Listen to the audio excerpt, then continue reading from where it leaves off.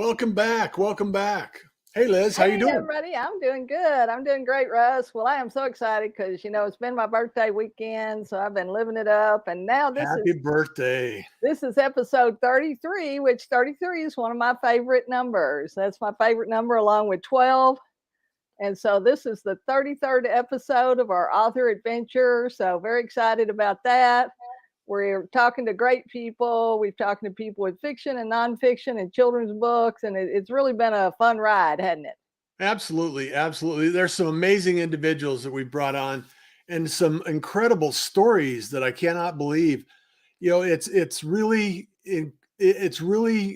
mind-boggling when you think about each and every journey is so different. And we're going through our own journey right now. We're getting ready to publish a book, and I look forward to that. And we're going to be in Austin here shortly, and at the library conference, and looking forward to some adventures together. And actually, we get to meet in person. Actually, we've never Right. met in person, face to face. That's right. That's right. So Russ and I have never met before. We just met online in a business group and decided we should do this stuff. He kept encouraging me to do these live streams, and I finally gave in after I should have been doing it a couple of years ago. But we're here, and we're author adventure, where we're talking about the 5 secrets to success and the art and business of publishing. And we're gonna just jump on in. We do have our book coming out of the same name, so be looking for that on Amazon, Barnes and Noble, and other places. We'll be loading that this week and launching that over the next couple of weeks while we're at the library conference. And instead of taking the time, I want to do the interview with David because I'm excited, Russ, because David is a longtime friend. He was my neighbor. He has a younger sister, and her name was Lisa Diane Wallace, and my name was Elizabeth Ann Lawless. And so they always called me Lisa, and they called her Liz. And we just got where we just said, yeah, that's my name, when they couldn't get it right. So Well, we I'm got really a ton excited. of information here, and I'll bring up the slides, and you two can actually. I'll bring David on board, and Okay, let's just go through this process, Liz. let's do it. Let's do it. Welcome aboard, David. Oh, hi. How's everyone? All right, we're doing great. So this Doing is great. David William Wallace, and David is he has lots of background in history, but basically spent what most of your life as a psychologist and as a media professional, multimedia, doing videos and Emmy shows and documentaries in the healthcare field. Then when you retired, is that when you started writing, or that's kind of how we always start? How did you start your writing journey, your author journey? Well, after I retired, I had an idea about books and writing books I wanted to write for a long time. So Uh-huh. it took me about 4 years to write Paradis Rue, and it was all because of things that had happened to me in my life, Uh-huh. and I really was able to spend the time that it takes to write it. Like I Right, say, and to do it right too. Yeah, because that's the thing, you've got to understand the background and the research and the characters, because you want it to be real for people. And I think apparently, I've read through some of the reviews, and you were able to do that. So well, uh, that's very exciting. you know my wife Sherry. Sherry and I, after our boys were gone, and we had boys that were 9 years apart, and they Uh-huh. played ball. And when they finally graduated from college and graduate school, we looked at each other. We didn't really have anything in common except snow cone stands. And I asked her if she would learn to play golf.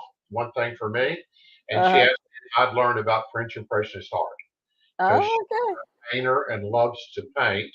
Right, right. Fabulous painter. As a psychologist, I studied French Impressionist arts for about 10 years. So we went to every major museum in the world and Uh-huh. learned to love it. And Yeah. so it gave me an idea about a book to write, a Uh-huh. historical fiction book about French Impressionist art. And by the way, Sherry's a pretty good golfer.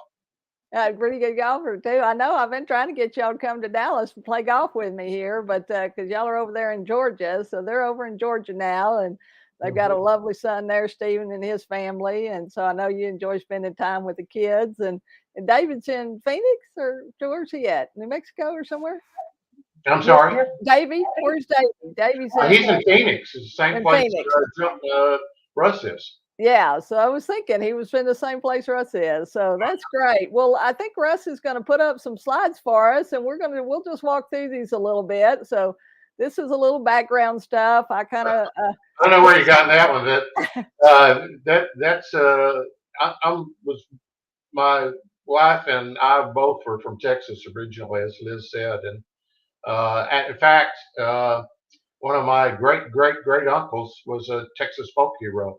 yeah, that's Bigfoot Wallace, one of the first Texas Rangers. So that's right. me, like a Texan.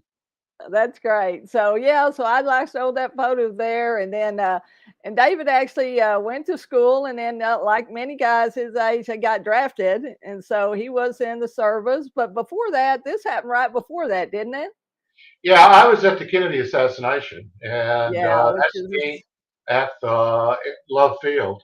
uh-huh. If you look down close to where the officer is, you'll see President and Mrs. Kennedy. Right, right. And then we followed the motorcade over to Parkland Hospital, and I was at Parkland Hospital after the president was assassinated, and was actually close enough to reach my hand down and get a rose from out of the Wow. limousine. So I've testified now at the Sixth Floor Museum, been flown out and done oral histories. It was quite a thing to happen to a 17-year-old kid. Right, for sure, for sure. Well, my rodeo cowboy that I work with, he was one of the first 8 African American in the Presidential Honor Guard with Mr. Kennedy. And so he has these great stories about John, where John had him move to the end of the row so he could walk down and stand there while they folded up the flag and talk to Cleo, because he was so interested in rodeo and cowboys in Texas. It's a long story and not one for this thing, but I Yeah. was the last person that wasn't a medical professional to see the president after he was shot. Wow, to see I him. saw the president's wound, and Yeah, wow. testified about that long before the Zapruder prints were made. But that's another Right. different story. Yeah, well, we'll talk about that some other time for sure, because I'd be interested in that as well. So here y'all are. This is you're going off, I guess, and there's your lovely wife Sherry. I went to Artillery OCS, and this is the day I graduated, and then I got a branch transfer into nuclear missiles. Right, that's so right. I was a nuclear missile commander.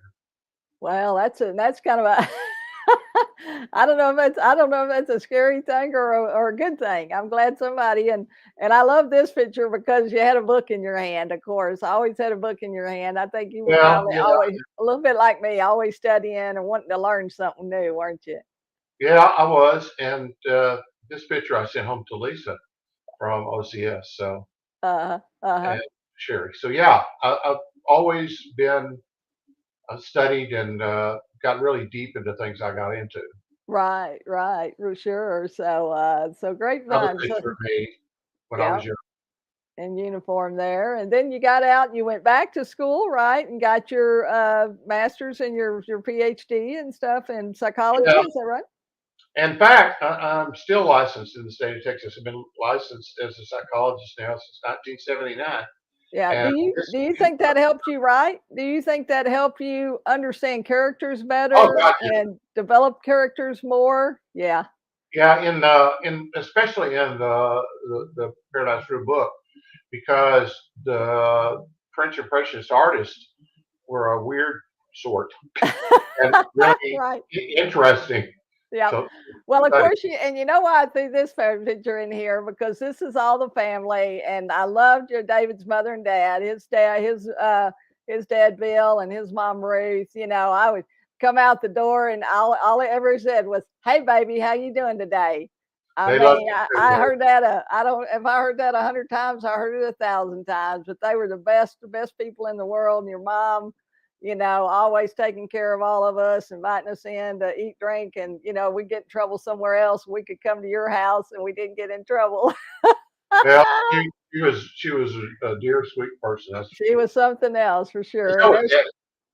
Daddy was cool too. Yeah, your brother Rick there, and your sister Teresa there, and That's my company. There's your studio thing. I wanted to throw that in, and we'll talk about that maybe a little bit toward the end because I do want to talk about the book here mostly. But like you say, you've been in the television business. You won some Emmys, some awards, and what was 437. that like?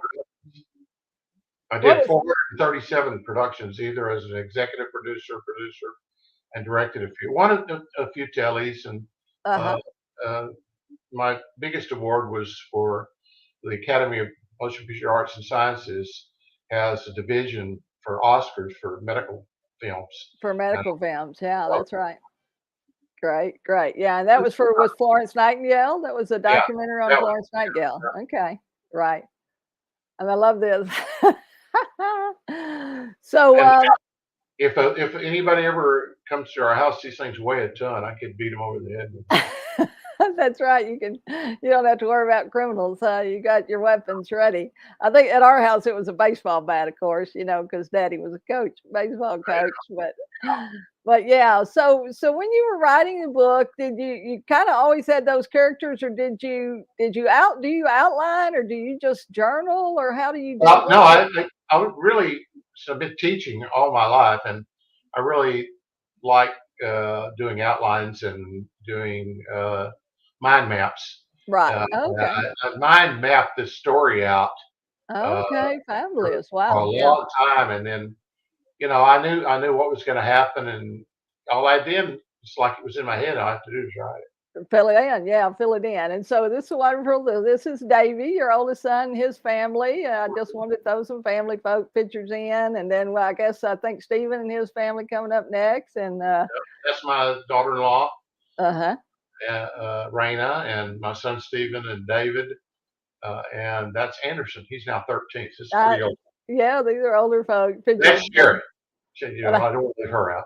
yeah, so I just wanted, like you say, to get a few of those pictures in, and then we'll get to the Impressionists. And there's our That's my other other son, Stephen, and Kelly, his wife, and our twins, Amy. yeah, the twins. That's great. That's great. Is she doing better? Is she doing okay? She's still in the hospital. She's doing okay. This is my brother and two sisters. You Yeah. know, Lisa, of course. My other sister's Teresa, and my brother Rick. Right. So, I'm so the great. oldest and the biggest. So we've had a long family relationship here, and so these are just a few candid photos. Everybody having a good time, and Yeah, that's what we like to do here. And we want people when they take their author journey to enjoy it. Not to get stressed out, not to get overwhelmed, not to be struggled, because it should be fun. yeah, Because most of the time it's something you're going to live with for a while. And that's what we tell people too. They say, what should we write about? Write about something you enjoy, like you yeah, say, art or impressionists or nightclubs yeah. or golf or whatever it happens to be. Because when you write a book, like I've got one book I've had for 30 years. Well, I still sell that book. The other one I've had for 10 years or 15 years. And then I've got a couple that are just a couple of years old or 6 months or 3 months old. But once you've got that book, it stays with you. And so you want to enjoy it. You don't want to spend the time and energy and effort and on something that you don't really like. I don't know why anybody would do that. So, Yeah, but this is a graduation, and these are in-laws and my brother Rick's wife, in-laws and outlaws and his all kinds. daughter. It's everybody. Everybody. It looked like that was everybody there. So yeah, and then nice here, a little bit of picture of you and Sherry, because so where y'all live in Lake? I bet Russ knows this place. It's up in Austin, up on top of the hill, down BK's Road. Yeah, looking down that we're gonna, like you say, we're gonna be there in Austin for the library conference that's coming up. Each state has a big library conference, and that's one of the places. If you're watching and you're listening today, we want you to know that distribution. Everybody thinks of libraries and schools, but there's a lot of other places that you can sell your book, and so we always try to talk about that as well. And military, a lot of times, Dave, people don't think, but the military buys books. They have commissaries. They have lots of things that they have. And then colleges and universities, I'm sure that y'all had speakers come in at the different universities that you worked at. And so all of those are opportunities if you have a book that's compelling and that can teach people something. And there we are. Yep, there's David and Sherry, and so you got your book framed. I love that. Well, that actually is an original piece of art. The publisher wanted to produce the cover, and I said no. I mean, my wife is a French Artist, right? painter, and so she painted the cover, and then Uh-huh. she, several other pieces that. Uh-huh. So we really did this together. It's great when you can do things together. Right, right. It really is. It really is. I've got another friend, our former pastor, and he's just retired and they've moved over to Tennessee. But he says it's so nice that him and Jane, they like hiking, they're Sherry, volunteering at the college. Sherry, Sherry studied art on her own. She's a natural talent, and Hmm. she liked French Impressionists. This is a Van Gogh, so Yeah. she copies them. This is an original oil painting from Sherry. That's a Uh-huh. copy of Van Gogh's irises, and we Irises. actually flew to the south of France and looked out the window where he had been institutionalized, Uh-huh. and saw the irises along the Right. road so that she could Wow. get the right colors. Right, I think she's right. very good. Yeah, she is very good. She's excellent. She's excellent. We'll have to have her come on and talk about her art. There's this is a picture that she dreamed of what the central character of my book is. Her name is Josay.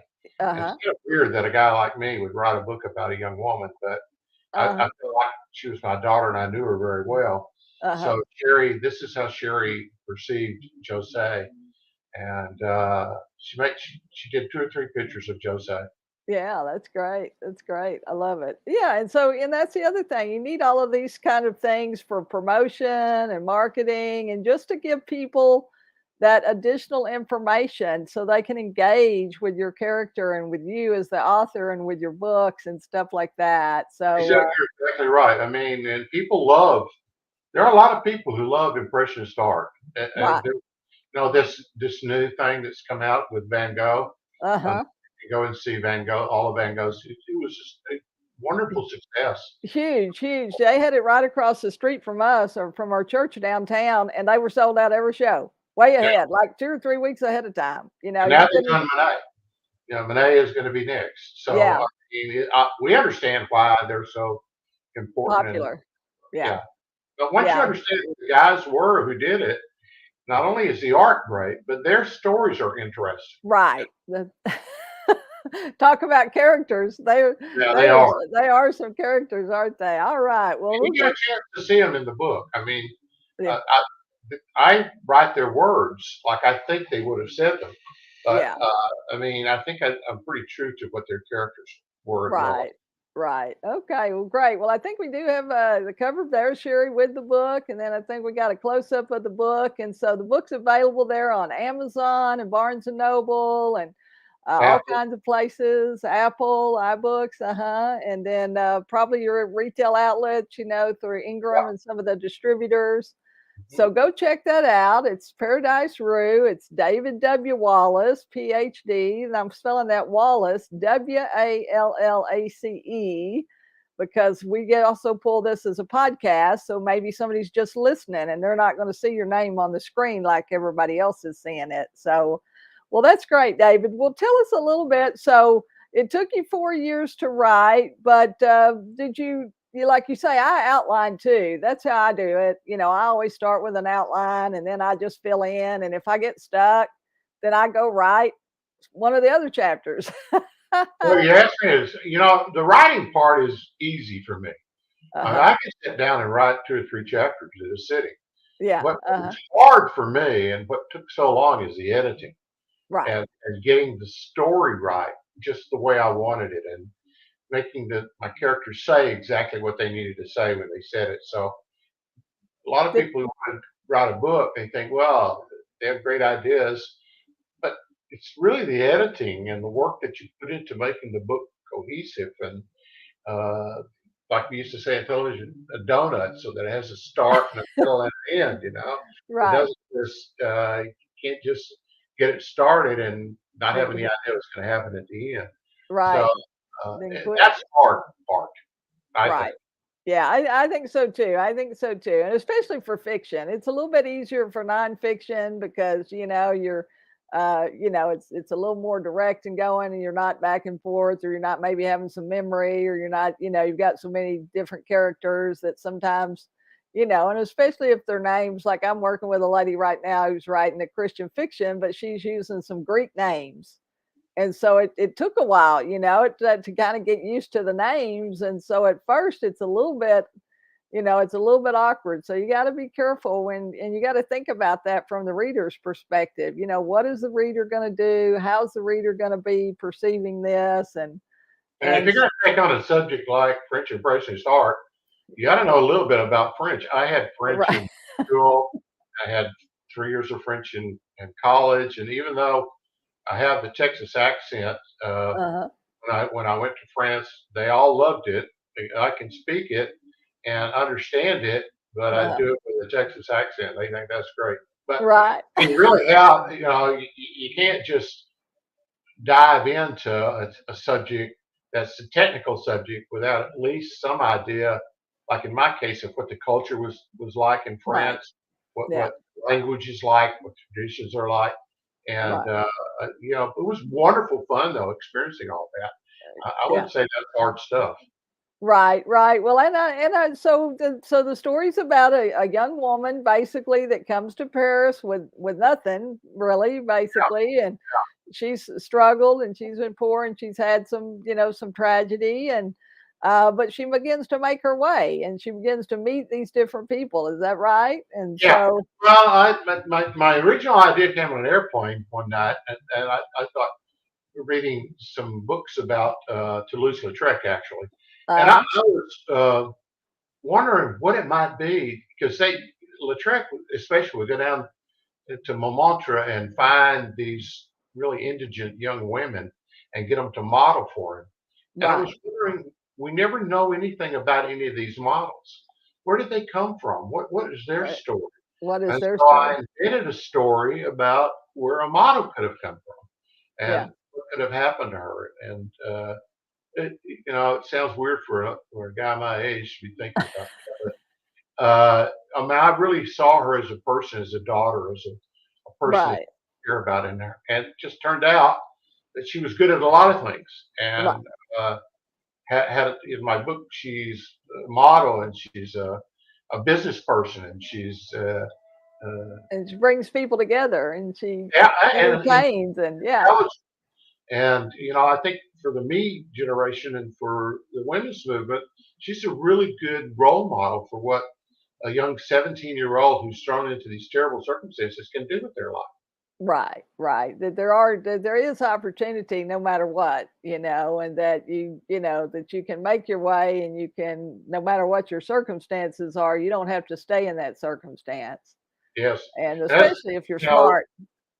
as a psychologist, I imagine what she felt and how she felt inside and what kind of trauma she was going through and what she saw in other people. And I Mhm. mean, it was a great adventure for me. Right, right. Yeah, I know it was. I know it was. Well, what would you do you recommend that people do some research, or that, like you say, that they, because that's the big part of it, isn't it, too? And like you, Well, it is for historical fiction. I mean, any kind of fiction, yeah. Historical fiction, especially, got to know a little bit about it. And even though right, in my book, honestly, it's stretched pretty thin. Toulouse-Lautrec was a lot younger than Renoir and Van Gogh, right, and but they appear to be together in Montmartre. But right. you can do that, but you Right, still you have can take a little license when you're writing fiction. That's it. yeah, But you, like you say, but the backgrounds and the other things and the time periods and the clothing and the experiences, those need to be as true to that as you can, because that just creates that world. yeah. You're creating a whole different world for people, and they want to jump into that world because they really want to escape from their own personal situation. In a lot of cases, people do Well, and bring. I had written 3 or 4 books before, Mhm. children's books, Oh, uh, okay.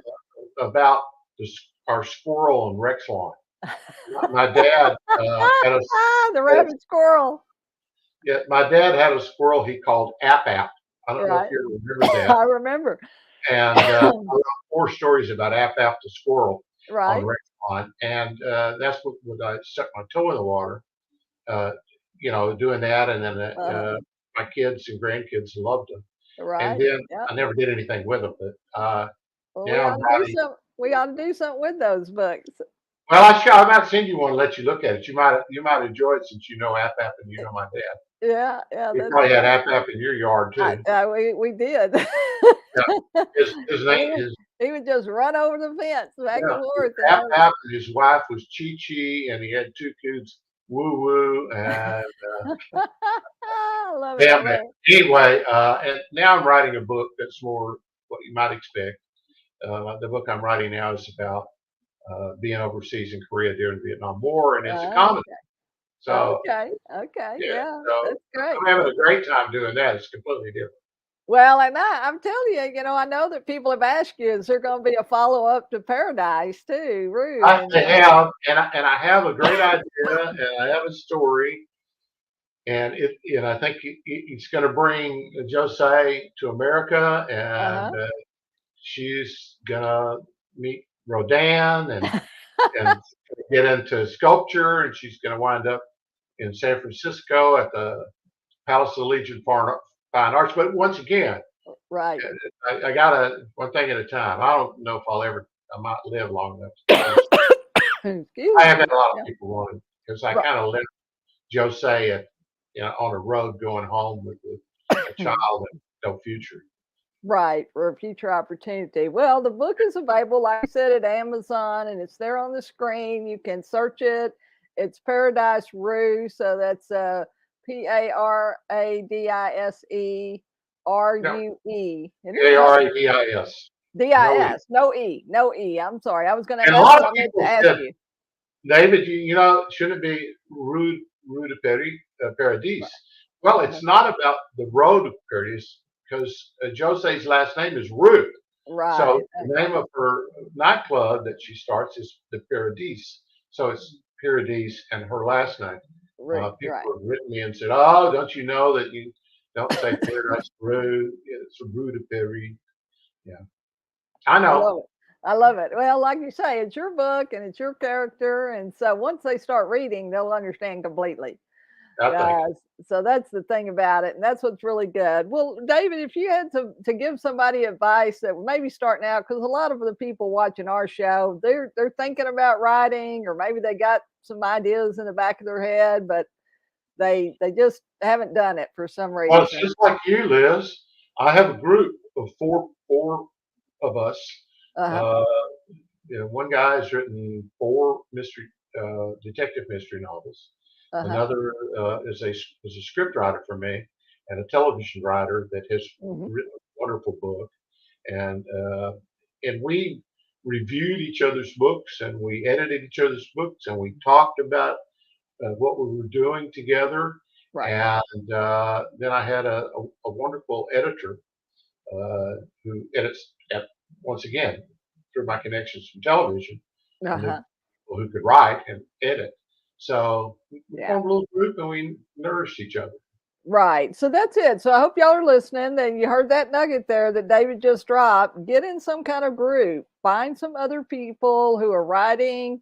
Doesn't have to be the same thing you're writing about, but just as long as Oh, they're writing and they have some experience, or they come maybe from a little different point of view, because you want to have that opportunity to talk and discuss and say, well, I think this and I think that, and well, that didn't quite make sense to me. Well, how did she get there?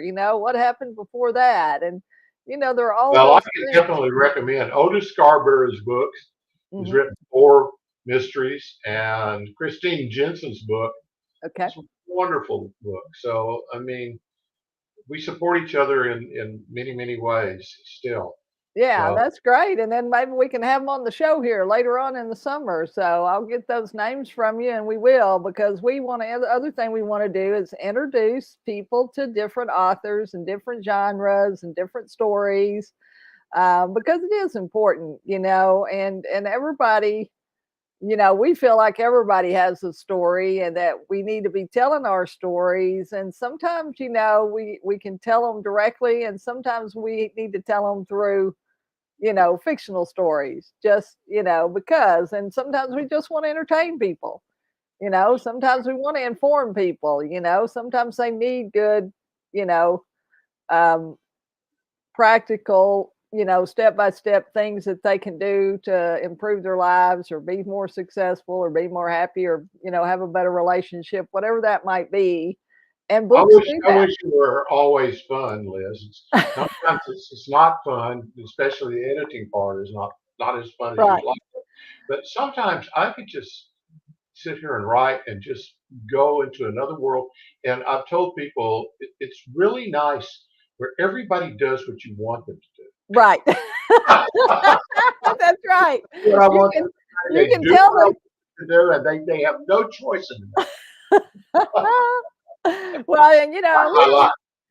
well, and I would like that part, and I would be like that too if I wrote fiction. I'm sure. We've had a couple of people that said, "Man, the characters just took over, and or this guy showed up, or this girl showed up, and I really didn't plan for them to be there, but they just kept knocking on the door, or they kept trying to get in and tell my story, tell my part of the story, tell my part of the story."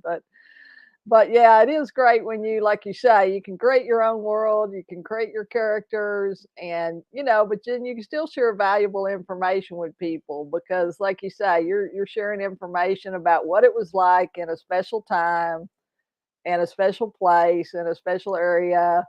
And like you say, most of us don't get to know these artists and these characters. I mean, we see their work, but we really don't know the stories behind them. And so you to bring that into this book, I think that's very interesting.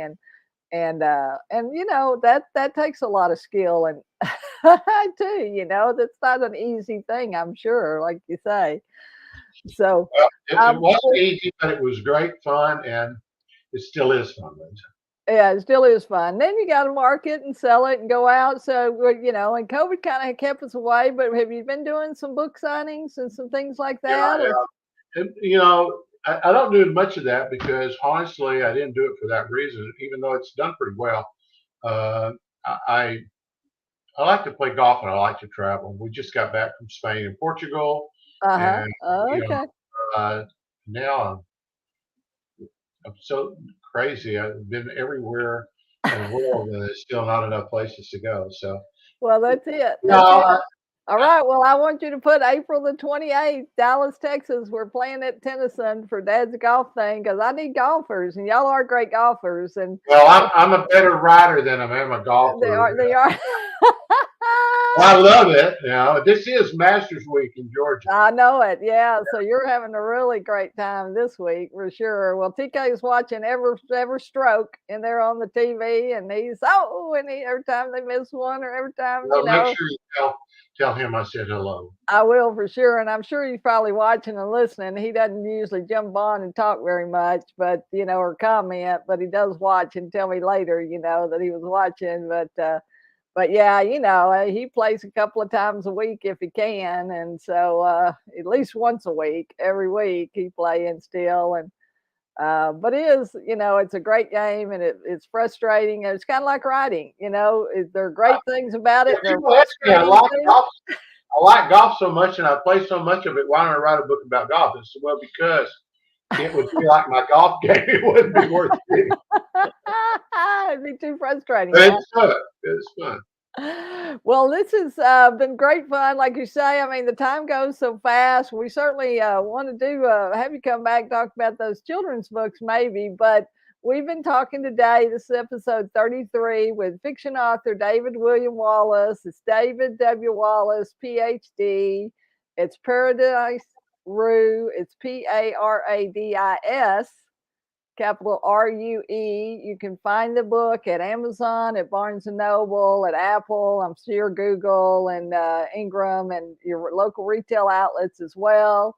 And so check that out there. Go see David's book, order that book, because you will get not only an education, but you'll be highly entertained, I think, as well. So, well, David, thanks for being here. If there's one last thing you would want to leave our audience with, what would that be? Well, I very much appreciate, Liz, what you're doing, and I think young authors, I really am, am eager for young people to express themselves, and I think there's not it, no better way to do it than writing. And Yeah. good luck to you. All right. Sounds great. Well, thanks so much for being here. This is Liz Lawless and Russ Johns, your host for Author Adventure, the art and business of publishing. And we're here every Tuesday at 5 p.m. Central Standard Time. So we look forward to seeing you again. You can always go back and find all of our shows on our YouTube channel at Author Adventure. Just look that up. And we have 32 other shows that are available for you to look at. And this will be episode 33. So thanks so much for watching, and we'll see you next time. Bye-bye.